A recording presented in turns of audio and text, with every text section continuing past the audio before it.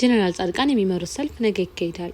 ሰላም ጤና ይስጥልን ውድ የኢትዮ ፎከስ ሚዲያ ተከታታዮች የዕለቱን ዜና ይዘላችሁ ቀርበናል። ቻናላችንን ላይክ፣ ሼር፣ ሰብስክራይብ በማድረግ ቤተሰብ ይሁኑ። ወደ ዝርዝር ዜናችን እናልፋለን። ጀነራል ጻድቃን ገብረትንሳኤ የሚመሩት ምክር ቤት ፌዴራል መንግስት በትግራይ ጉዳይ ግዴታው እንዲወጣ የሚጠይቅ ሰላማዊ ሰልፍ በነገው ዕለት አዲስ አበባ ውስጥ ሊካሄድ መሆኑ ታወቀ። ትግራይ ውስጥ የሚካሄደው ወታደራዊ አፈሳ የሚቃወም እንዲሁም ፌዴራል መንግስት በክልሉ ጉዳይ መንግስታዊ ግዴታው እንዲወጣ የሚጠይቅ ሰላማዊ ሰልፍ በመጪው ቅዳሜ በአዲስ አበባ ከተማ እንደሚካሄድ አዘጋጆቹ አስታወቁ። በመዲናዋ መስቀል አደባባይ የሚካሄደውን ሰልፍ ያዘጋጀው ግንቦት ላይ የተቋቋመው የትግራይ ሰላምና ለውጥ ምክር ቤት እንደሆነ የሚዲያና የህዝብ ግንኙነት አስተባባሪው ከበደ አሰፋ ለቢቢሲ ተናግረዋል። ከሁለት ወር በፊት በአዲስ አበባ ከተማ የተመሰረተው ይህ ምክር ቤት በትግራይ የክልላዊ መንግስት ለውጥ ለማምጣት እንደሚሰራና የሽግግር ሂደቶችን ለማመቻቸት እንደሚንቀሳቀስ ይገልጻል። ምክር ቤቱ በውስጡ ከህዝባዊ ወያኔ ሓርነት ትግራይ ህወሓት የተለዩና የተቃራኒ ፖለቲከኞች እንዲሁም የትግራይ ፖለቲካ ፓርቲዎችን ይዟል። በምክር ቤቱ ስር የተቋቋሙ ኮሚቴዎችን የሚመሩት ጀነራል ጻድቃን ገብረትንሳኤ ናቸው። በጠቅላይ ሚኒስትር አብይ አህመድ የምስራቅ አፍሪካ ጉዳዮች አማካሪ ጌታቸው ረዳ የሚመራው ዲሞክራሲያዊ ስምረት ትግራይ ፓርቲ ስምረት ከምክር ቤቱ አባላት አንዱ ነው። ከህወሓት በተለያዩ አመራሮች ተመሰርተው ሌላኛው ፓርቲ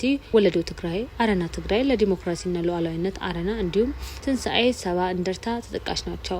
የትንሳኤ ሰባ እንደርታ ሊቀመንበርና የምክር ቤቱ የህዝብ ግንኙነት አስተባባሪ ሮት አቶ ከበደ እንደሚናገሩት ቅዳሜ ሐምሌ 11 2018 ዓ.ም ሊካሄድ የታቀደው ሰልፍ ሁለት ዋነኛ ዓላማዎች አሉት። በቀዳሚነት የተጠቀሰው በክልሉ የሚካሄደውን የግዳጅ ወታደራዊ አፈሳ ነው። የኢትዮጵያ ሰብአዊ መብቶች ኮሚሽን ኢሰመኮ እንዲሁም ዓለም አቀፉ የሰብአዊ መብቶች ተቋም ሂውማን ራይትስ ዎች ባወጡት መግለጫዎች በክልሉ የሚካሄደው የግዳጅ ወታደራዊ ምልመላ እንዲቆም መጠየቃቸው ይታወሳል። አቶ ከበደ እንደተናገሩት በትግራይ ያለው ኃይል ከሻዕቢያና ከሌሎች ኃይሎች ጋር በመተባበር የትግራይ ተወላጆችን በየቀኑ እያፈነ ለሞት ለስደት እየዳረጋቸው ነው ሲሉ ከሰዋል። በተጨማሪም የትግራይ ህዝብን ለማፈን የወጣ አፋኝ አዋጅ አለ ብለዋል። የህዝብ ግንኙነት አስተባባሪ የጠቀሱት የትግራይ ህዝብ ህልውናና ደህንነትን ለማረጋገጥ የወጣ አዋጅ ህወሓት ወደ ስራ በመለሰው ከ6 ዓመት በፊት በተደረገ ምርጫ በተቋቋመ የክልሉ ምክር ቤት የጸደቀ ነው። ትግራይ ክልል ውስጥ የወጣው ምንም ኮሽታ ማድረግ የማያስችል አዋጅ ነው የሚሉት ከበደ በዚህ አዋጅ ምክንያት ህዝቡ እየተሰቃየ እየታፈነ እየተገደለ በግዳጅ ለወታደራዊ አፈሳ እየተደረገበት መሆኑን ያነሳሉ።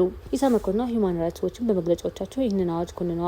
የክልሉ መንግስት ግን ህጉ ላይ የማጣሸት ዘመቻ ተከፍቷል በሚል ያስተባብላል። በህወሓት የሚመራው መንግስት ምክትል ፕሬዚዳንት የሆኑት አማኑኤል አሰፋ ህጉ የህልውና አደጋ ውስጥ ያለን ህዝብ ለማዳን ከሚደረግ ትግል አንጻር መታየት እንዳለበት ተናግረዋል። የቅዳሜው ሰልፍ ላይ እነዚህ ጉዳዮች ለመኮንንና ለዓለም አቀፉ ማህበረሰብ ለማሰማት መታቀዱን የትግራይ ሰላምና ለውጥ ምክር ቤት ህዝብ ግንኙነት አስተባባሪ ገልጸዋል። ከዚህ ባሻገር ግን ሁኔታውን በዝምታ እየተመለከተ ነው ያሉት የፌዴራል መንግስት ጥሪ እንደሚቀርብ ይናገራሉ። ይህንን እያየ የመንግስት ዝምታ አግባብነት እንደሌለው መንግስታዊ ግዴታውን እንዲወጣ ጥሪ ለማድረግ ያለመ ሰላማዊ ሰልፍ ነው ብሏል። ቢቢሲ በሰልፉ የሚጠይቀው መንግስት ግዴታ ምን እንደሆነ ለህዝብ ግንኙነት አስተባባሪ ከበደ ጥያቄ አቅርቧል። መንግስት ይህንን ኃይል ከቻለ በሰላማዊ መንገድ ትጥቁን ፈቶ ሰላማዊ ፖለቲካ ትግል እንዲያደርግ ማድረግ ይጠበቅበታል። ካልሆነም ግን አስፈላጊ የተባለውን ሁሉ አድርጎ ይህንን ህዝብ ከዚህ ኃይል ነጻ የማውጣትና ደህንነቱን የመጠበቅ ህገ መንግስታዊ ግዴታ አለበት የሚል ምላሽ ሰጥተዋል። ምክር ቤቱ ይህንን ሰልፍ ለምን በአዲስ አበባ ከተማ እንደማይካሄድ ለቀረበላቸው ጥያቄ ደግሞ ጥሪ የምናደርግላቸው አካላት መንግስትም ሆነ የዓለም አቀፍ ተቋማት እዚህ ስላሉ ነው ሲሉ አንድ ምክንያት ጠቅሰዋል። አዲስ አበባ ጥሪ የሚደረግለት የኢትዮጵያ መንግስት መቀመጫ መሆኗን እንዲሁም ከትግራይ ቀጥሎ በርካታ የትግራይ ተወላጆች የሚኖሩባት በአዲስ አበባ ከተማ መሆኑን ገልጸዋል። የዕለቱ ዜና ይህን ይመስል ነበር። በሰላም ዋሉ።